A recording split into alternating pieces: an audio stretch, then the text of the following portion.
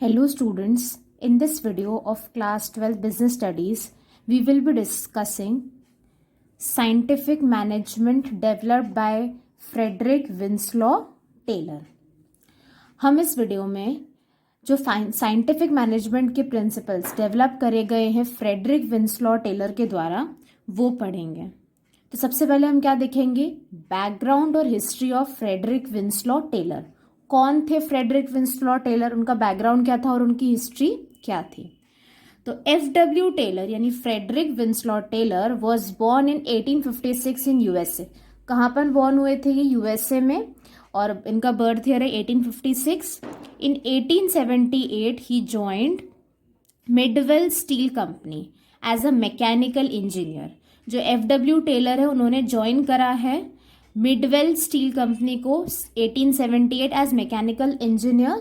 Using is engineering background, Taylor set out scientific studies and techniques. अपने engineering background के through उन्होंने क्या करा, साइंटिफिक स्टडीज और टेक्निक्स को क्या करा, उन्होंने फाइंड आउट करा। ठीक है, उन्होंने साइंटिफिक स्टडीज और टेक्निक्स को फाइंड आउट करा अपने इंजीनियरिंग बैकग्राउंड को यूज करके। He was primarily concerned about the efficiency of workers and optimum utilization of resources.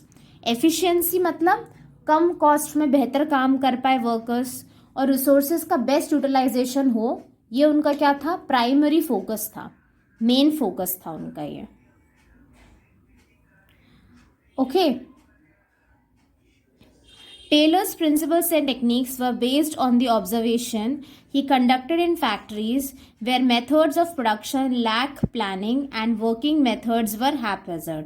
ये जो टेलर के प्रिंसिपल्स और टेक्निक्स बनाए गए हैं वो किस बेसिस पर हैं, उनके ऑब्जर्वेशन, उनके अनुभव, उन्होंने जो अपने आंखों से देखा, अनुभव करा, उसके बेसिस पर है, जो उन्होंने फैक्ट्री में देखा। ठीक है, उन्होंने फैक्ट्री में प्रोडक्शन के अंदर जो प्लानिंग की कमी है, वर्किंग मेथड जो हैपहैज़र्ड है, मतलब कंफ्यूजिंग वर्किंग मेथड है, उस चीज़ के थ्रू उन्हें ये चीज़ समझ में आई, उसी के थ्रू उन्होंने डेवलप करें ये प्रिंसिपल्स और टेक्निक्स।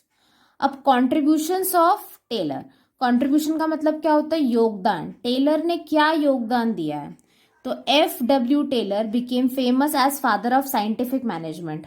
अब इसमें आपका 1 मार्क का क्वेश्चन क्या बन सकता है, who is known as father of scientific management. तो आप क्या बोलेंगे, फ्रेडरिक विंसलॉ टेलर को क्या कहते हैं, father of scientific management. His main contribution which made him so popular were, उनका जो मेन योगदान है जिसके कारण वो फेमस हुए वो क्या है, सबसे पहला, Taylor published books and research papers explaining his scientific view on industrial organization management. Taylor ने क्या करी है, बुक्स पब्लिश करी है, रिसर्च पेपर पब्लिश करा है, जिसमें उन्होंने एक्सप्लेन करा है एक साइंटिफिक तरीका इंडस्ट्रीज को ऑर्गेनाइज करने का और मैनेजमेंट करने का। इंडस्ट्री को किस तरह से साइंटिफिकली हम ऑर्गेनाइज कर सकते हैं, मैनेज कर सकते हैं, उसके पेपर्स पब्लिश करे, उसकी बुक्स पब्लिश करी टेलर ने। Next, His major contribution was publishing of shop management. उनका सबसे मेन कंट्रीब्यूशन क्या है, शॉप मैनेजमेंट को पब्लिश करना, पीस रेट सिस्टम को पब्लिश करना and principles of scientific management, ये उनके मेन कॉन्ट्रीब्यूशन है। क्या है main contribution Frederick Winslow Taylor के, shop management, piece rate system, principles of scientific management.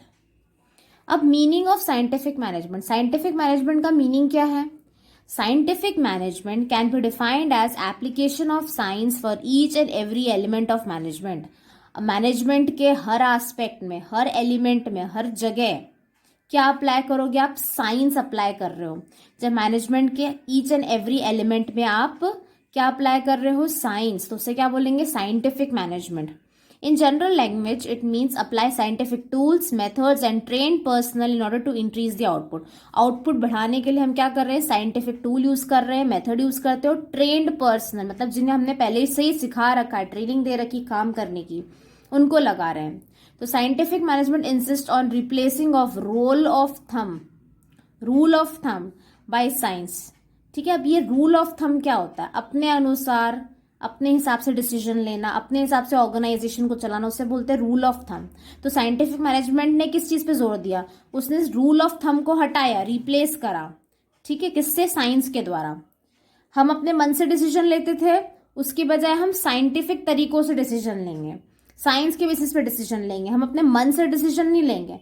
मन से डिसीजन लेना मतलब रूल ऑफ थंब। तो scientific management insist on replacement of rule of thumb by science, that means decisions in the organization should not be taken on the basis of wills and wishes of manager, but decisions must be taken on scientific studies conducted by using scientific tools. आप अपने मन से decision मत लो, अपनी will या अपनी इच्छा से डिसीजन मत लो, बल्कि डिसीजन किस बेसिस पे लोगे आप, साइंटिफिक स्टडीज के through, bye using scientific tools. जिसमें आप क्या यूज कर रहे हो, साइंटिफिक टूल्स यूज कर रहे हैं। अब नेक्स्ट है definitions of scientific management. Scientific management की डेफिनेशंस क्या है, तो scientific management means knowingly exactly what you want men to do and seeing that they do it in the best and the cheapest way. Scientific management का मतलब होता है आपको पता होना चाहिए कि आपको मैन से क्या करवाना है, और ये भी देखना कि वो उसे बेस्ट पॉसिबल और सबसे सस्ते में करें। It is the art and the science of preparing, organizing and directing human efforts applied to control the forces and utilize the material of nature for the benefit of man। ये एक art है, एक कला है और एक science, जिसमें हम तैयार करते हैं, ऑर्गेनाइज करते हैं और डायरेक्ट करते हैं ह्यूमन के एफर्ट्स को, ह्यूमन के जो भी मेहनत है उसे एक कंट्रोल फोर्सेस के थ्रू, जिससे हम यूटिलाइज कर सके मटीरियल्स ऑफ नेचर को मैन के बेनिफिट के लिए। It is the operational study of work, the analysis of work into its simplest element and the systematic improvement of the worker's performance of each element। मतलब ये एक operational study है जिसमें हम वर्क को एनालाइज करते हैं सबसे ईजीएस्ट वे में, एक सिस्टमैटिक तरीके से हम वर्कर की परफॉर्मेंस को हम इम्प्रूव कर सके। तो वो हम कहाँ पर करते हैं, साइंटिफिक मैनेजमेंट में। I hope that through this video you have understood the background and history of Frederick Winslow Taylor, contribution of Taylor, meaning of scientific management and some definitions of scientific management। इन सभी definitions में से आपको एक definition learn करनी है। First वाली definition easy है तो आप वो learn कर सकते हैं। मीनिंग में आपको यही लिखना है, scientific management can be defined as application of science for each and every element of management. ये आपको पता होना चाहिए। रूल ऑफ थंब क्या होता है, अपने विल के अकॉर्डिंग डिसीजन लेना, ये आपको पता होना चाहिए। Okay, thank you.